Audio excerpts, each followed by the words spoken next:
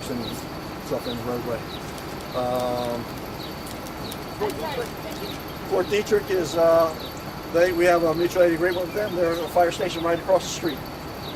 It used to be Walter Reed Annex. That's now part of Fort Detrick. And like all the federal agencies in Montgomery County who have fire stations, they run automatic mutual aid with us. And they were the first on the scene. It's quite hard to hear you, but I'm wondering, could you give just an update again? How many displaced, how many transported? Yeah, I'll save that for the chief. Chief will give to you. Oh, okay. Is there any risk of more building damage, further collapse, or more explosion? Yeah. The question is there more risk of collapse? That wall you see there will probably collapse. It's freestanding by itself. Otherwise, it's just a pile of rubble. This building here, the roof is on all. Chief will answer all his hard I just questions. couldn't hear anything you're facing that way. He didn't say anything. Well, I was answering her question. She was going to get it. Waiting on the chief.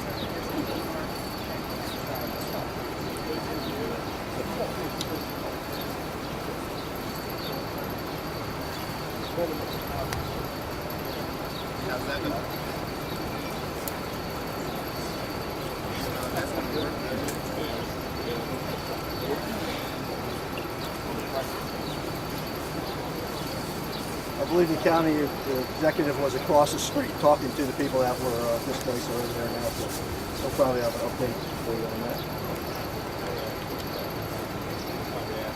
Thank you, everybody.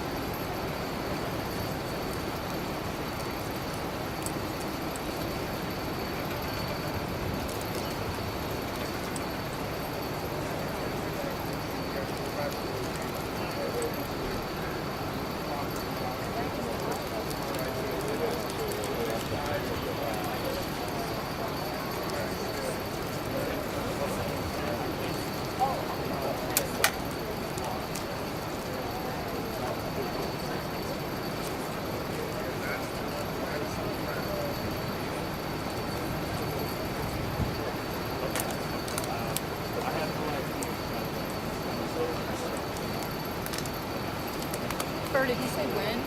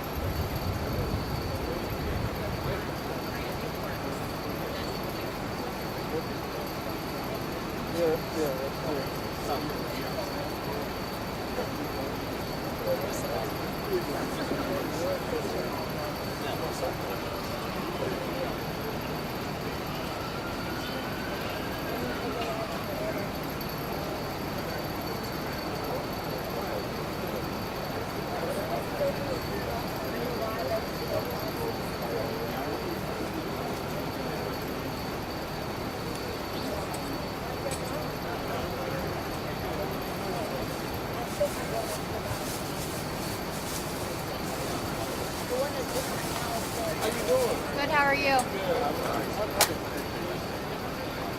You got a front row seat.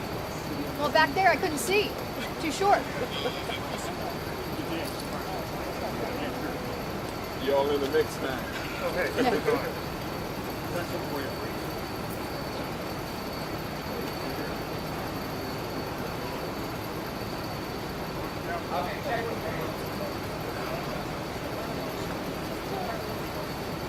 Thank you, sir. You're doing great. I appreciate it very much.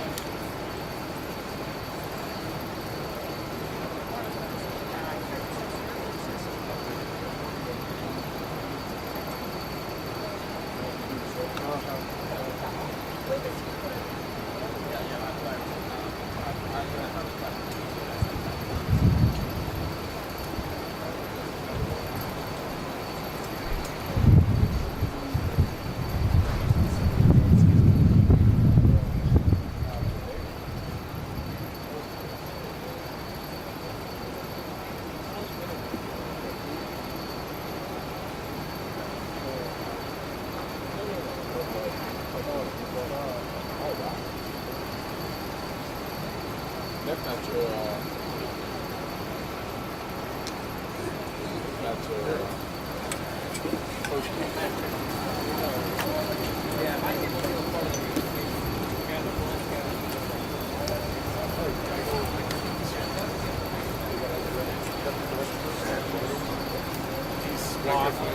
first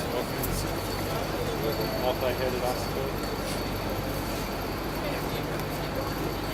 Hi, everybody. Thanks for being here. As I said, Chief Scott Goldstein, County Fire Chief, will be first up. He'll introduce the others. Of course, we have the County Executive, Medical Director, and council members, Council President, and so forth here. But first will be Fire Chief Scott Goldstein. Chief.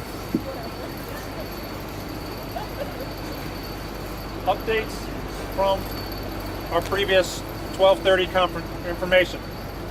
No additional patients have been transported. Our transport information remains at 10 people transported from the scene, 3 with serious injuries, 7 with an assortment of injuries ranging from moderate to minor. The scene activity. Most of the fire has been extinguished. Most of the visible fire concern has been abated. We are now working on the stability concerns of the building. We have heavy equipment coming to the scene that will assist us in taking high and large parts of the building that are a fall hazard down so our crews can work safely on what is the remains of the building itself. So that equipment is on its way and is critical before we continue work on site. Additionally, we have worked on the surrounding buildings. This is a 6-building complex. 3 of these buildings are declared unsafe to reoccupy. 2105, which is the blast site, 2401, which is the building to my left, the building to the left of to the right of the original building, and 2411, which is the one directly across from the main part of the blast building. Those 3 buildings have been assessed by permitting services and fire rescue engineers. Those buildings are posted unsafe to occupy. There is apparently a couple other apartments in 2411, which is the building closest to our point here, that will be limited access. Our goal is to get the remaining 3 buildings reoccupied tonight with all of their residents. Our goal is to get all of the residents in 2401 and 2411 back into their units with our escort to retrieve critical belongings so that they can then be sheltered with our HHS and Red Cross partners. As I may have said earlier, this is going to be a multiple day event. One of our components is to establish scene security and fencing around this structure, and that will be taking place throughout this afternoon until this evening. Throughout this afternoon, since our 12:30 meeting, you have seen aerial operations being supported by our local law enforcement as we work to document the scene and prepare to have the picture of where the building was at the fire and blast point before we start the delayering. That's why the drone was in place operating, because the building will change as we start our operations later on. We do not plan to operate after dark. This will be a daytime operation throughout this building, throughout this event. Update. We do have several unaccounted for. I do not have a number to provide you at this point. We are working with all of our law enforcement agencies, the property managers, and all of the occupants to be able to refine that. That number is still in flux, but yes, there are unaccounted for people that we are concerned with, and as I said at 12:30, our focus is to remain here until everybody is accounted for. As I said, Pete outlined, County Executive Elrich will talk, and then after the executive, President Abernos from Council, and then we'll provide questions. So I just have a couple things to add to the previous comments. First, Montgomery, mhpartners.org has set up website on their website where people can make contributions. So if people want to help out, they're collecting contributions there, number one. Second, I got contacted by HSC, which owns the Paddington Apartments, which are pretty adjacent to here. And they're looking through their inventory of vacant units, and they would help us locate people, put people into permanent housing as quickly as possible. We know from that one building, which is pretty much not there anymore, that nobody will ever go back there. And so we're going to need permanent housing very quickly for them. They're going to help us identify units that we can move people into. I was just over at the Caulfield Center, and they are registering people over there. They've registered about 29 families, I think, so far, and we're encouraging people that this is where to go. If you come back to the site, if you're hearing this on radio on your way home or on television later before you get back here, go to the Caulfield Center, go to the second floor, and that's where they'll take the registration. We're going to try to house people and assess them tonight. We want to know, how many people are under, how many people are under really severe stress and needing mental health supports and emotional supports. We want to be able to assess that population before we disperse them to shelters or to hotel rooms. We want to make sure that people are getting the help they need. So we're going to do that as quickly as possible. Like I said, we're working on permanent housing, and we're all waiting for the outcome of what will be the ongoing investigation to determine what actually happened here and what made it happen here. So as we go on, we'll be back to you all again. Thank you. Good afternoon, everyone. I'm Gabe Albornoz, President of the Montgomery County Council. On behalf of the Council, we want to extend our deepest condolences to all the families that have been devastated by this awful and tragic incident. One of our own Council staff members, a building service worker, lives in the residence that was destroyed and was at work when she found out in real time about the incident. Fortunately, she and all of her family members are accounted for, but she has lost everything, like so many families have here this afternoon. We want to thank all of our first responders from Montgomery County, but also our neighboring jurisdictions who responded collectively and efficiently and quickly to address the situation on the ground. We also want to thank our Department of Health and Human Services, the Red Cross, Montgomery Housing Partnership, and all of the partner organizations that are working collectively to provide support for these families in their incredibly difficult time of need. There are trauma-informed workers at the Caulfield Community Center as we speak that are going to be helping families process what they are going to have to see for the first time as they come home from work this afternoon. The Council stands completely and totally ready to support the executive branch and everyone else that needs support today. Buenas tardes, me llamo Gabriel Albornoz, soy presidente del Consejo del Condado de Montgomery. De parte del Consejo entero, queremos dar cariño y un abrazo a todas las familias que han estado afectadas por esta tragedia. El Consejo del Condado está aquí para apoyar y el Departamento de Servicios Humanos está aquí para servir la comunidad entera. Vamos a estar aquí organizando con otras organizaciones comunitarias para poder apoyar a la comunidad entera hasta que cada familia recibe la asistencia que necesita. And finally, I just want to once again thank all of you for helping to spread the message, for all the residents that have reached out to our offices and want to help. As the county executive said, please visit Montgomery Housing Partnership's website and make a contribution there. Thank you all very much. Before questions, I want to provide update on 2 points from earlier. One question at the 12:30 was about prior 911 calls to this complex for gas. We have done an analysis since the first of this year, since January 1st of 2021, and there were no prior calls in this block for odor of gas or gas leaks. Several medical calls, but no prior gas calls. The other question still to be determined is what type of utility service and how that utility service operates in this building. That one I don't have an update on, but provide that. Ohani will work on coordinating questions. See your hand go up first. Chief, you've mentioned that you've determined that there are people that are unaccounted for. I know you wouldn't give a number to that, but can you just elaborate a little bit more on whether it's people who live there, family members that haven't been able to get a hold of people? Is there a chance that they're just gone and out of pocket? Can you just elaborate on what you do know about these unaccounted for people? It's still work being developed. It is exactly all those combinations that you provided. It is a person who's not reported into their family. It is a person that is perceived to be here but may be out of town. It is a person that has not been able to be in contact. So all of that is what's being looked at, and it's too early to refine exactly how we get to that point.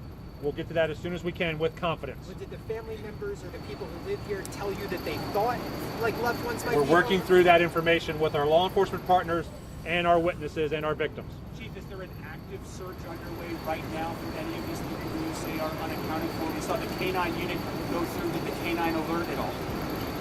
Active search. Yes, since we last talked, we have been actively searching in 2405, including K-9 activities. What I referred to is that excavator having to come in and remove that freestanding wall. We've searched to the extent that we're able to safely. When we get that wall secured, then we'll go into more searches and more areas of search. There's one more in the back.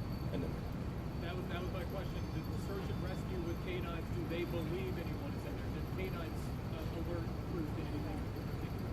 There are possible indications of alerts as we operated earlier. Can you see what the search team has found? Can you talk a little bit more about what they've found? Still part of our investigative activities. Chief, it's just a numbers question. Of the 100 or so displaced, how many were in the building that actually exploded? So the building 2405 is about 35 based upon the leasing office information. The adjacent building is about 32, and we're still working on the numerics for 2411 to get that one refined. I know we mentioned, or you guys mentioned Montgomery County Housing Partnership. Is there anywhere people can take physical donations rather than monetary? Are there any agencies that you guys are in the process of partnering with? Yeah, at this point, good afternoon. Raymond Kroll from HHS. We're asking folks not to make physical donations, but to go to Montgomery Partners to make donations online. We will keep you updated about where and what the needs are going to be going forward.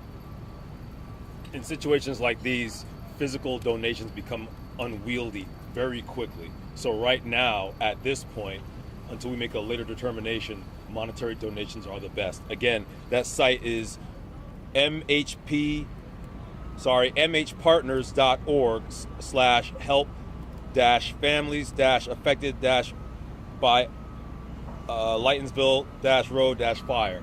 So. I have a question. I know you mentioned calls about gas or possible odor of gas. Other than a possible gas leak like we saw on Flower Avenue, what else are you looking into that could have caused the explosion that led to the fire? There's several different theories being worked on, and that's where I need to leave that at. That's being worked through the investigators. Once we have information we can share, we will.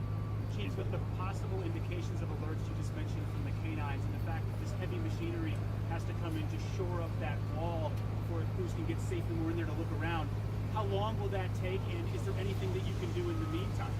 So the heavy machinery is actually to remove the wall, to take down the freestanding wall in a controlled manner, and then enable us to work on the remaining collapsed portion of the building in a safe zone. So, estimate hours, no. It's going to be a period of time before that machinery can be in place, and then have that operation start on the remaining collapsed portion of the building. But they can't search around in that area right now. They've done everything they can at the moment. I just want to make sure if an intentional act, is that still on the table? Is that something that can be ruled out?